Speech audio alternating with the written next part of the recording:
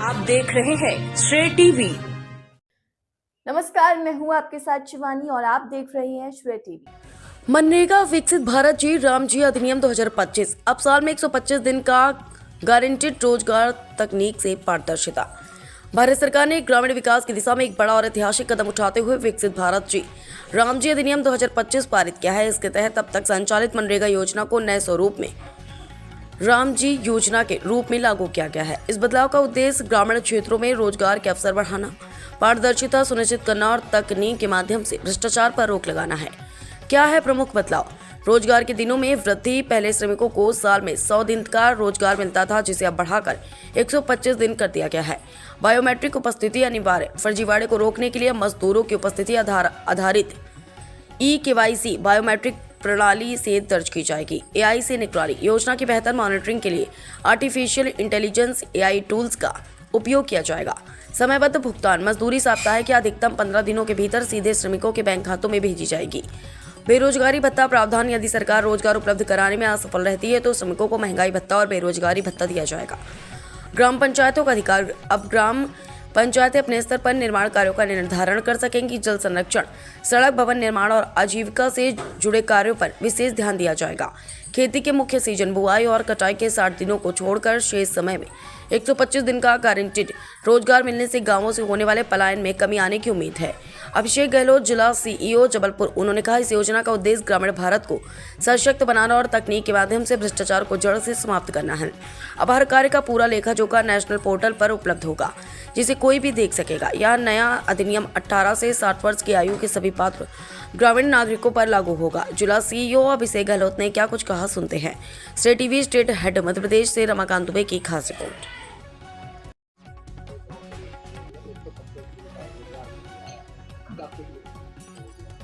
Basically जो है भारत सरकार द्वारा विकसित भारत जी राम जी अधिनियम 2025 को पारित किया गया है, जिसके अनुसार जो अभी वर्तमान में चल रही मनरेगा स्कीम जो है उसको जो है वीवी जी राम जी में तब्दील किया जा रहा है। इसमें मुख्य परिवर्तन यही है कि पहले जो है 100 दिवस का रोजगार दिया जाता था, अब वो जो है बढ़ के 125 दिन का हो जाएगा।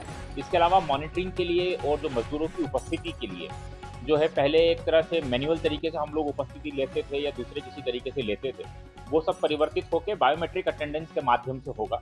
इसके अलावा आर्टिफिशियल इंटेलिजेंस के नए टूल्स का इसमें उपयोग होगा ताकि मॉनिटरिंग और ज़्यादा बेहतर तरीके से इसमें की जा सके। जो है अब जितने भी निर्माण होंगे वो ग्राम पंचायत स्वयं अपने स्तर से उसका निर्धारण करेगी और साथ में उसमें ग्रामीण अवसंरचना और आजीविका से संबंधित जो है इंफ्रास्ट्रक्चर रिलेटेड काम जो है विशेष रूप से लिए जाएंगे, ताकि जो है जो भी काम हो उसको नेशनल पोर्टल पर एक स्टेक के रूप में शामिल किया जा सके और कोई भी किसी भी स्तर पर ये देख सके कि हमारी ग्राम पंचायत में या किसी देश की किसी भी ग्राम पंचायत में किस प्रकार के काम किए जा रहे हैं और उनके परिणाम किस प्रकार के हैं। अंततः उद्देश्य इसमें यही है कि ग्रामीण क्षेत्रों को, ग्रामीण जो लोग हैं उनको ज़्यादा बेहतर रोजगार मिल सके और अगर रोजगार देने में असफल होते हैं तो महंगाई भत्ता भी दिया जाए।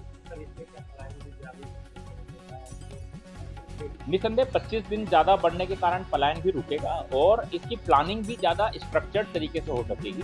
यानी मुख्य रूप से इसमें यह है कि जो भी कटाई, बुनाई, मतलब बुआई का समय जो होता है, जहाँ पर जो है ग्रामीण क्षेत्रों को ऑलरेडी खेती हर कामों में अच्छा रोजगार मिल जाता है, उन 60 दिनों को हम इसके लिए न्यूट्रल कर देंगे। यानी उसमें मनरेगा जो जी राम जी का काम नहीं होगा और शेष दिवस में जब हम 125 दिन का रोजगार देंगे तो पलायन भी इसमें काफ़ी लाभ मिलेगा।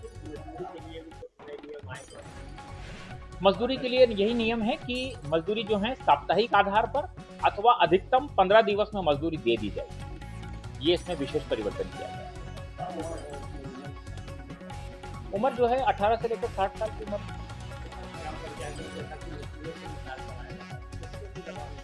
ये काफ़ी इसमें जो है इस प्रकार की शिकायतों को खत्म किया जा सकेगा, क्योंकि इसमें बायोमेट्रिक अटेंडेंस के माध्यम से होगा।